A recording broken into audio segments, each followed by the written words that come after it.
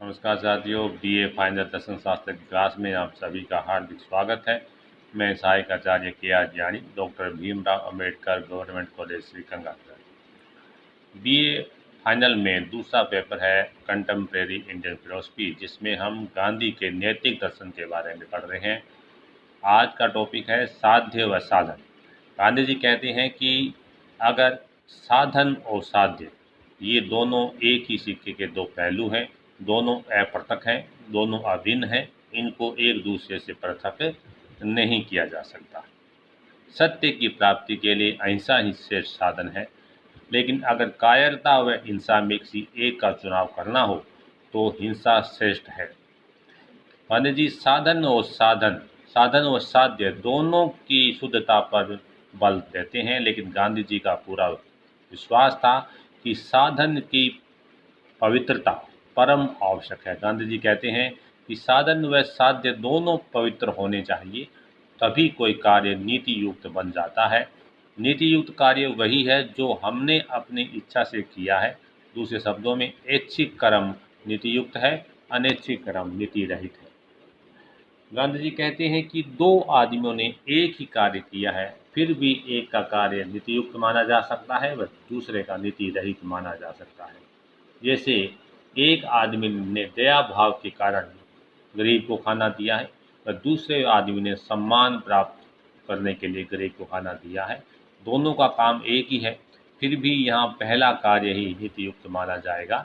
इससे स्पष्ट है कि नीति के विषय में विचार करते हुए हमें इतना देखना है कि हमने जो कार्य किया है वो शुभ है और वो शुद्ध हेतु से किया गया है या नहीं किया गया है। उसके फल पर हमारा पक्ष नहीं है, फल देने वाला तो एकमात्र ईश्वर है। इस प्रकार गांधी साध्य व साधन दोनों को देखकर ही कार्य को नीतियुक्त या नीति रहित कहने के पक्ष में है। हम साधन और साध्य इन दोनों को मिलाकर हेतु कह सकते हैं, अतः इस वाद को हेतुवाद कहा जाता है। इसके विपरीत सुखवादियों का मत है, जिसके अनुसार कार्य की अच्छाई या बुराई उसके हेतु यानी साध्य व साधन पर डिपेंड न होके उसके फल पर डिपेंड है। यदि फल सुखद है तो कार्य अच्छा है, यदि फल बुरा है तो कार्य भी बुरा है। गांधी जी ने इस मत की आलोचना की। यदि यह मत ठीक है तो अनैतिक समझे जाने वाला कार्य भी नैतिक हो जाएगा। जैसे कोई व्यक्ति कर्ज लेकर घी पीता है तो यह कार्य भी उस अवस्था में नीति युक्त बन जाएगा, क्योंकि इसका फल स्पष्ट है, शरीर के लिए तो सुखद ही है।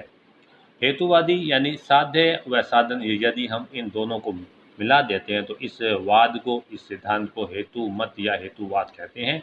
तो हेतुवाद के दो प्रकार हो जाते हैं। एक तो वो जो केवल साध्य के अच्छाई पर बल देते हैं, और दूसरा वे जो ये कहते हैं कि केवल साध्य अच्छा हो इससे काम नहीं चलेगा, हमारे साधन भी अच्छे होने चाहिए। तो हेतुवादियों के दो प्रकार हो जाते हैं। साध्यवादी, इनका मानना है कि यदि कार्य का साध्य लक्ष्य प्रयोजन यदि अच्छा है तो कार्य भी अच्छा है, अन्यथा बुरा है। इनके मत से यदि कार्य का साध्य यानी लक्ष्य अच्छा है और साधन बुरा भी है तो भी कार्य अच्छा है। मार्क्सवादियों का यही सिद्धांत है। जैसे उदार व्यक्ति दान करता है वह दूसरा कोई व्यक्ति चोर है वह भी दान करता है, या उदार व्यक्ति अपने पैसों से यानी उचित साधन से दान का कार्य कर रहा है, वो चोर दूसरों के पैसे से अनुचित साधन को चुरा कर दान करता है। यहाँ चोर के दान देने के कार्य को नीति युक्त नहीं माना जा सकता, क्योंकि उसने अनुचित साधन का उपयोग किया। दान दोनों ने दिया है, लेकिन एक ने मेहनत करके दान दिया है और एक ने पैसे चुरा कर दान दिया है, तो दूसरे वाले के दान को नीति युक्त नहीं मान सकते, क्योंकि उसका साधन जो है वो अनुचित है। अतः स्पष्ट है कि साधन बुरे होने से कार्य भी बुरा हो जाता है, भले ही उसका साध्य यानी दान देना उसका चाहे कितना ही अच्छा हो। इसी प्रकार किसी कार्य का अच्छा होना उसके साधन और साध्य दोनों की अच्छाई पर निर्भर है।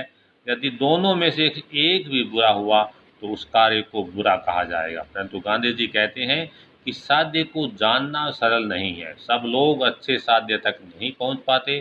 साधन ही सबको प्राप्त है, साधन ही सबको सुलभ है, साधन ही काम को नीति युक्त और नीति रहित बनाते हैं। अतः गांधी जी ने सच्चे साधन को सच्चे साध्य से अभिन्न बताया। उनका दावा था कि यदि साधन हमारे अच्छे हैं, यदि यदि काम करने के तरीके हमारे वैध हैं, अच्छे हैं, तो कार्य भी हमारा कभी बुरा हो ही नहीं सकता, उसका फल भी अच्छा ही होगा। अतः उनके सिद्धांतों को हम साधनवाद या साधन शुद्धि का सिद्धांत भी कहते हैं। परंतु गांधी जी ने कभी कभी अच्छे साध्य के लिए बुरे साधनों का भी प्रयोग किया। जैसे स्वराज्य यानी साध्य की प्राप्ति के लिए उन्होंने नमक का कानून तोड़ा। यहाँ कानून को तोड़ना किसी भी दृष्टि से सही नहीं कहा जा सकता। गांधी जी भी इसका उत्तर देते हैं कि सामान्य सिद्धांत तो यही है कि साध्य साधन के औचित्य का निर्माता नहीं है, परंतु इसके कुछ अपवाद भी हैं। कभी कभी कुछ परिस्थितियों में हम अच्छे साध्य की प्राप्ति के लिए बुरे साधन को अपना सकते हैं। यानी कुछ ऐसी शर्तें हैं जहाँ यदि हमारा साध्य बहुत अच्छा है तो हम उसकी प्राप्ति के लिए बुरे साधन भी अपना सकते हैं।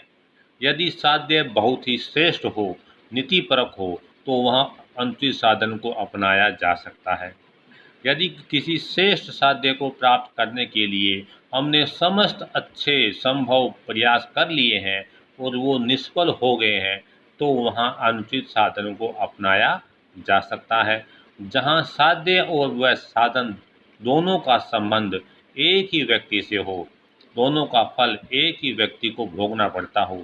जब पिता अपने बच्चे को पढ़ाई के लिए पीटता है, तो उसका साधन का फल जो बुरा है बच्चा भोगता है, और साध्य का फल भी जो अच्छा है वह भी बच्चा भोगता है।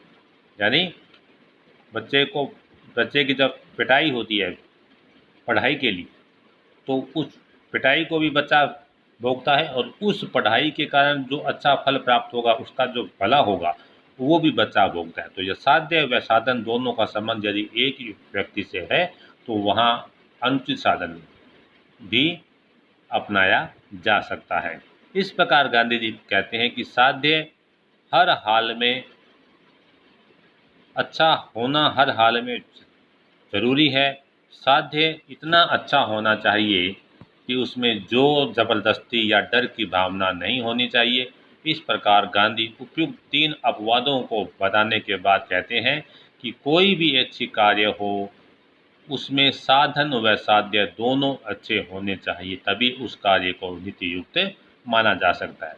यानी सबसे पहले वो कहते हैं कि यदि साधन और साध्य वैसे तो दोनों अच्छे होने चाहिए, लेकिन फिर भी यदि हमें चुनना है तो साध्य हम सभी जान नहीं पाते हैं, लेकिन साधन हम सभी जान पाते हैं। तो साधन ही अच्छे होने चाहिए। यदि हमारे साधन शुभ हैं तो फिर हमारा लक्ष्य जो है वो कोई बुरा हो ही नहीं सकता।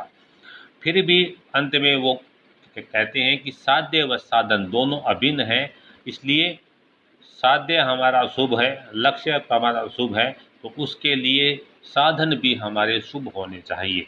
यानी इनका निष्कर्ष जो है वो ये है कि शुभ साधनों से ही शुभ लक्ष्य की प्राप्ति की जा सकती है, उचित साधनों से ही उचित लक्ष्य की प्राप्ति की जा सकती है। इसलिए साधन व साध्य दोनों पवित्र होने चाहिए, दोनों शुभ होने चाहिए। बहुत बहुत धन्यवाद।